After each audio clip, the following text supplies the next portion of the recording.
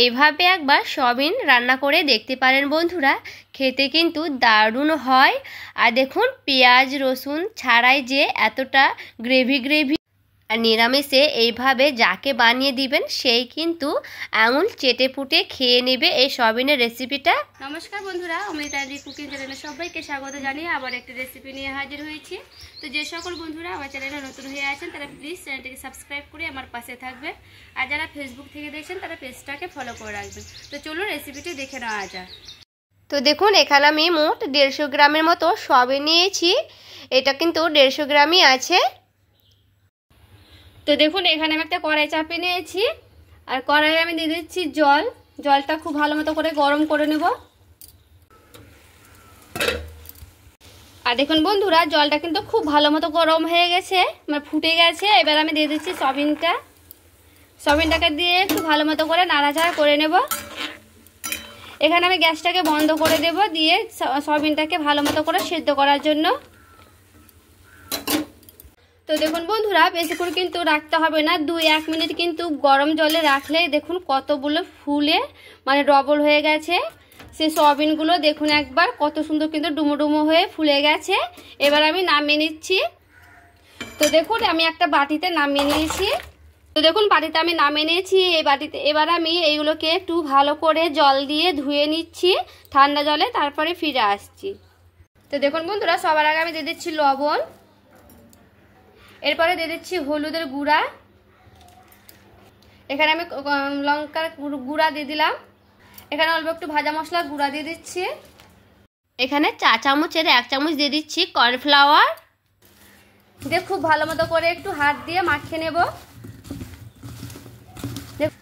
আর সয়াবিনগুলোকে কিন্তু ভালো মতো করে জলটা ঝাড়িয়ে নিয়েছি, একেবারে কিন্তু শুকনো শুকনো করে নিয়েছি। এভাবে মাখিয়ে আমি প্রায় 5 মিনিট থেকে 10 মিনিট রেখে দেবো। এবার দেখুন 5 মিনিট কিন্তু হয়ে গেছে, খুব ভালো মতো করে মাখানো। এবার আমি এগুলোকে ভেজে নেব। আর দেখুন তেলটা কিন্তু খুব ভালো মতো গরম হয়ে গেছে দেখুন বন্ধুরা, আর তেলটা কিন্তু খুব সুন্দর করে গরম করে নিয়েছি। এবার আমি সেই সয়াবিনগুলোকে একে একে দিয়ে দিব। আমি দিয়ে দিচ্ছি।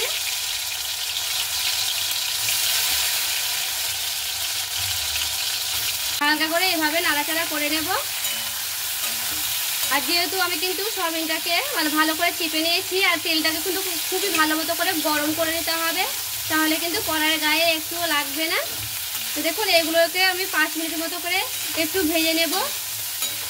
এবার দেখুন বন্ধুরা আমি কিন্তু খুব ভালো মতো করে ভেজে নিয়েছি। আর দেখুন সয়াবিনটা কিন্তু খুব ভালো মতো করে ভাজানো হয়ে গেছে 2 পিস।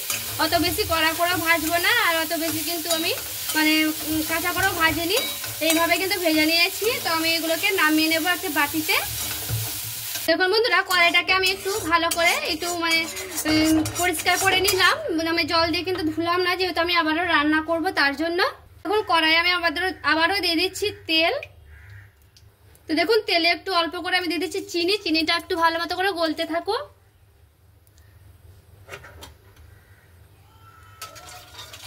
চিনিটা কিন্তু খুব ভালো মতো করে গলে গেছে। এবার আমি দিয়ে দিচ্ছি সাদা জিরে কটা, আর দিয়ে দিচ্ছি একটা গোটা শুকনো লঙ্কাটাকে ভেঙে দিচ্ছি তারপরে।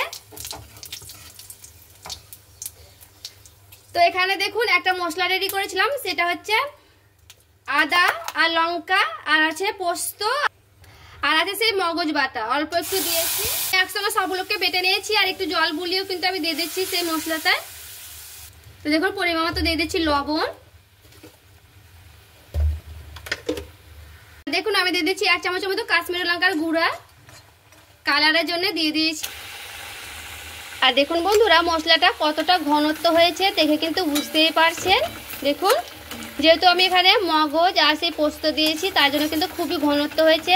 আর নিরামিষ রেসিপিতে এইভাবে কিন্তু একবার সয়াবিনটা রান্না করে দেখতে পারেন, খেতে কিন্তু দারুণ হয়। আর দেখুন মশলাটা কিন্তু আমার খুব ভালো মতো করে কষানো হয়ে গেছে।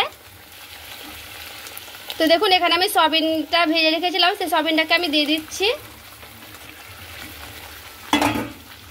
দিয়ে এবার আমি খুব ভালো মতো করে নাড়াচাড়া করে নেব।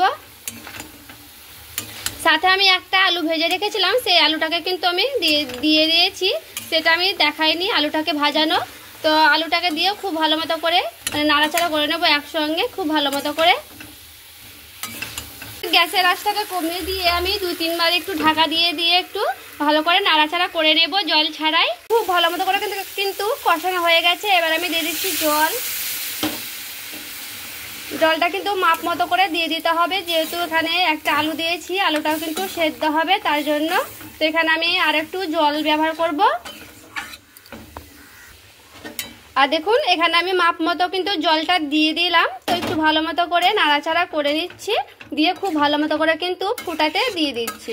তো এখানে আমার ততক্ষণ আলু সয়াবিনটা ফুটতে থাকুক। তো দেখুন বন্ধুরা, খুব ভালো মতো করে কিন্তু ঝোলটাকে আমি শুকনো করে নিয়েছি। আর দেখুন তেলটা কিন্তু উপর থেকে ছেড়ে এসেছে। এখানে কিন্তু খুব ভালো মতো করে কিন্তু আমার আলুগুলো খুব ভালো সিদ্ধ হয়ে গেছে। দেখুন পারফেক্টভাবে কিন্তু সেদ্ধ হয়ে গেছে। তো দেখুন সব শেষে আমি দিয়ে দিচ্ছি গরম মশলাটা দিয়ে একটু ভালো মতো করে নাড়াচাড়া করে নিচ্ছি। তো এখানে আমার কিন্তু সয়াবিনটা খুব ভালো মতো করে রান্না করা হয়ে গেছে। এখানে আমি নামিয়ে নিচ্ছি, আর কিছু দেব না।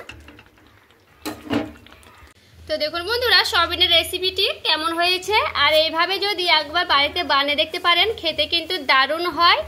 আর এইভাবে একবার হলেও কিন্তু বাড়িতে বানান, দেখবেন খেতে সত্যি অসাধারণ হয়েছিল। শুধুমাত্র সয়াবিন দিয়েই কিন্তু ভাত এক থালা খেয়ে নিতে পারবেন। আর নিরামিষ দিনে তো হলে কোনো ভাতাই হবে না। তো সয়াবিনের এই রেসিপিটি একবার হলেও কিন্তু ট্রাই করে দেখবেন। তো বন্ধুরা, আমার এই রেসিপিটি ভালো লেগে থাকলে প্লিজ একটি লাইক করে দিবেন। আপনারা লাইক কিন্তু আমাকে অনেক দূরে পৌঁছাতে সাহায্য করবে। দেখুন বন্ধুরা, বাটিতেও আমি সাজিয়ে নিয়েছি। দেখুন কতটা সুন্দর লাগছে, একেবারে কিন্তু তেল কমে আর এত সুন্দর গাঢ় হয়েছে রেসিপিটা। তো বন্ধুরা, আমার এই রেসিপিটি ভালো লেগে থাকলে প্লিজ একটি লাইক করে দিবেন, আর চ্যানেলটাকে সাবস্ক্রাইব করে আমার পাশে থাকবেন। তো যারা নতুন বন্ধু হয়ে আছেন তারা প্লিজ চ্যানেলটাকে সাবস্ক্রাইব অবশ্যই কিন্তু করে দেবেন। আর দেখা হচ্ছে আরও একটি রেসিপির সঙ্গে। তো চলুন, সবাই ভালো থাকবেন, সুস্থ থাকবেন।